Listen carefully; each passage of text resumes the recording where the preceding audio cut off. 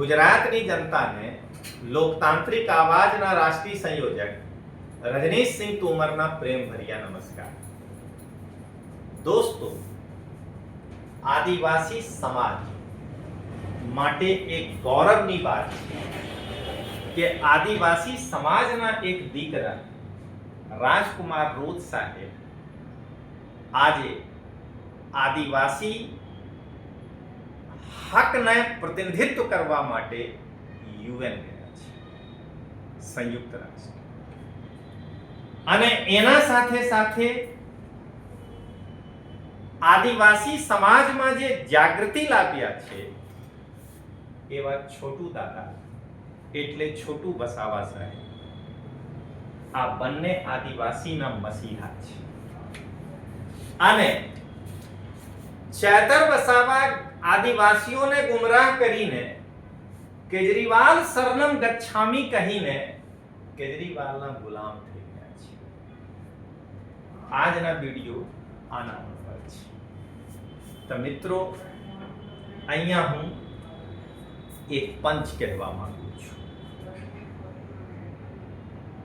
આદિવાસી સમાજને જાગૃત કરવા વાળા છોટુ દાદા એટલે છોટુ વસાવા સાહેબ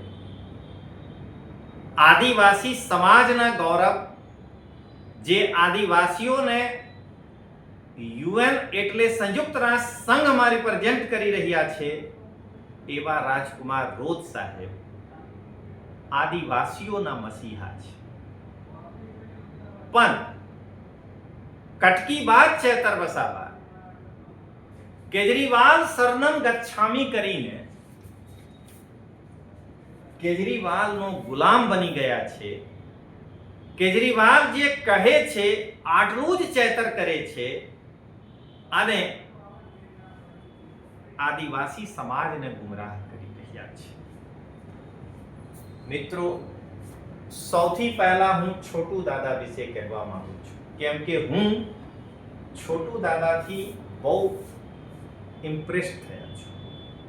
છોટુ દાદા સાથે હું એક દિવસ સંપૂર્ણ એમના ઘેર અને ઓફિસમાં બેસીને વિતાવ્યા છું। છોટુ દાદાને વિચારોને સાંભળ્યા છું, એટલે હું છોટુ દાદાના ગ્રેટ ફેન છું। તો પહેલા હું છોટુ દાદા વિશે કહેવા માંગુ છું। તો આ પંચ સાંભળો। છોટુ દાદા આદિવાસીઓને 1990 થી જે જાગૃત કર્યા છે, આદિવાસી સમાજને જે જગાડ્યા છે, એના માટે છોટુ દાદાને એક સલામ। પણ એના સાથે સાથે છોટુ દાદા પોતાના વિચાર સાથે ક્યારેય કોમ્પ્રોમાઇઝ નથી કર્યા છે। અને હું છોટુ દાદા સાથે વાત કર્યા પછી એ પરિણામ ઉપર પહોંચ્યા છું કે છોટુ દાદા ક્યારે સામંતી પાર્ટીના સામે ઘૂંટણા નથી ટેક્યા છે। પણ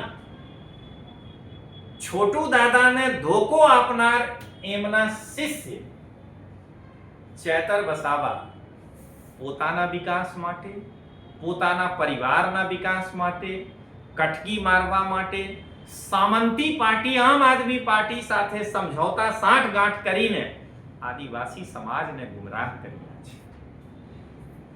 દોસ્તો, ગુજરાતમાં મને લાગે છે કે હવે રાજકુમાર રોજ સાહેબને બધા આદિવાસી સમાજના લોકો ઓળખી ગયા, કેમ કે રાજકુમાર રોજ સાહેબ ક્યારે નકારાત્મક રાજનીતિ નથી કર્યા છે, જેના કારણે આજે રોજ સાહેબ ક્યાં પહોંચી ગયા અને નકારાત્મક રાજનીતિ કરનાર ચેતર આજે ક્યાં પહોંચી ગયા। તો મિત્રો, અહીંયા હું એક પંચ કહેવા માંગુ છું। ભારત આદિવાસી પાર્ટીના ડુંગરપુરના સાંસદ રાજકુમાર રોજ સાહેબ આદિવાસીઓના અધિકાર માટે સંઘર્ષ કર્યા છે, પણ ક્યારે નકારાત્મક રાજનીતિ નથી કરી. એના કારણે રાજકુમાર રોજ સાહેબ આજે યુએનમાં પહોંચી ગયા, એટલે સંયુક્ત રાષ્ટ્ર સંઘમાં પહોંચી ગયા. અને કટકી બાદ ચેતર આદિવાસીઓને ગુમરાહ કરીને નકારાત્મક રાજનીતિ કર્યા છે. એના કારણે આજે ચેતર જેલ પહોંચી ગયા છે. દોસ્તો, કેજરીવાલ ના પક્ષમાં કોઈ પણ આદિવાસી હોય તો આદિવાસી સમાજ એમને પોતાના મસીહા ક્યારે નહીં સમજે. કેમ કે કેજરીવાલ કેવી રીતે આદિવાસીઓના મસીહા થઈ શકે છે? શું આજ સુધી કેજરીવાલના મોઢેથી આ નીકળ્યા છે કે હું ભીલ પ્રદેશના સમર્થન કરું છું?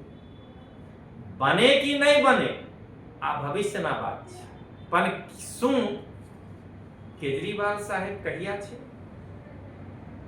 તો મિત્રો, અહીંયા હું એક પંચ કહેવા માંગુ છું.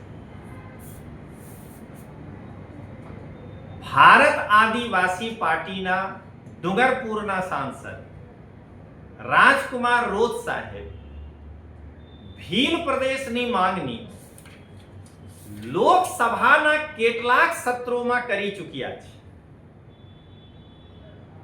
પણ આમ આદમી પાર્ટીના કટકી બાદ ચેતર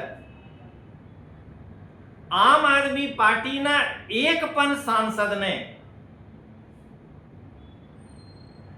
એ કહીને કે તમે ભીલ પ્રદેશની માંગણી સંસદમાં કરો, આ નહીં તો હું પાર્ટી છોડી દઈશ, આ દબાણ આપીને આમ આદમી પાર્ટી તરફથી ન તો લોકસભામાં ન તો રાજ્યસભામાં એક વખત પણ ભીલ પ્રદેશની માંગણી નથી કરાવ્યા છે. આ બંનેમાં ફરક છે. તો મિત્રો, આ બધા જે તમે મારાથી સાંભળ્યા છો એનાથી નિષ્કર્ષ શું નીકળે છે? તો તમે આ પંચ દ્વારા આ નિષ્કર્ષ સાંભળ્યો. છોટુ દાદા એટલે છોટુ વસાવા સાહેબ 1990 જ્યારે આદિવાસી સમાજમાં જાગૃતિ નહોતી, આદિવાસીઓમાં જાગૃતિ લાવીને આદિવાસીના મસીહાના રૂપમાં પોતે સ્થાપિત કર્યા છે. એવી રીતે ભારત આદિવાસી પાર્ટીના સાંસદ ડુંગરપુરના રાજકુમાર રોજ સાહેબ આદિવાસીઓના હકની સાથે સાથે સકારાત્મક રાજનીતિ કરીને આદિવાસીઓના મસીહા સાબિત કર્યા છે. પણ ચેતર વસાવા ફક્ત પોતાના પરિવાર માટે, ફક્ત પોતાના ઘેર માટે અને પોતાના વિકાસ માટે આદિવાસીઓને ગુમરાહ કર્યા છે અને પોતાના પદ બચાવવા માટે ફક્ત અને ફક્ત કેજરીવાલના ગુલામી કર્યા છે. તો ચાલો મિત્રો મળીએ. જય હિન્દ, જય જય ગરવી ગુજરાત, જય જોહાર.